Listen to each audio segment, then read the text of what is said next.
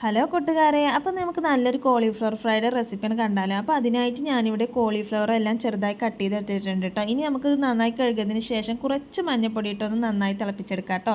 ഇത് കുട്ടികളുടെ ലഞ്ച് ബോക്സിലൊക്കെ ആക്കാൻ പറ്റിയ നല്ലൊരു ഐറ്റമാണ് കേട്ടോ.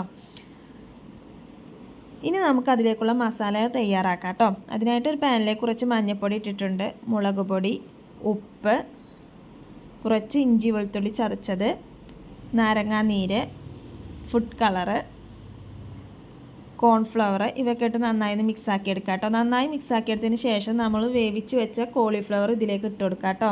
എന്നിട്ട് നന്നായിട്ട് ഒന്നും കൂടി മിക്സ് ആക്കുക കേട്ടോ. ഇനി നമുക്കിത് ഫ്രൈ ചെയ്തെടുക്കാം.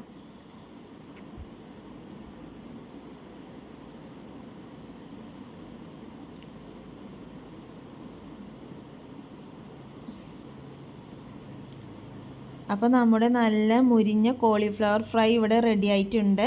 അപ്പോൾ എല്ലാവരും ഒന്ന് ട്രൈ ചെയ്ത് നോക്കണം കേട്ടോ. ഇഷ്ടമെങ്കിൽ ലൈക്ക് ചെയ്യുക, ഷെയർ ചെയ്യുക, ചാനൽ സബ്സ്ക്രൈബ് ചെയ്യാൻ മറക്കല്ലേ. പുതിയൊരു വീഡിയോസുമായിട്ട് അടുത്ത വ്ളോഗിൽ വരാം. ബൈ.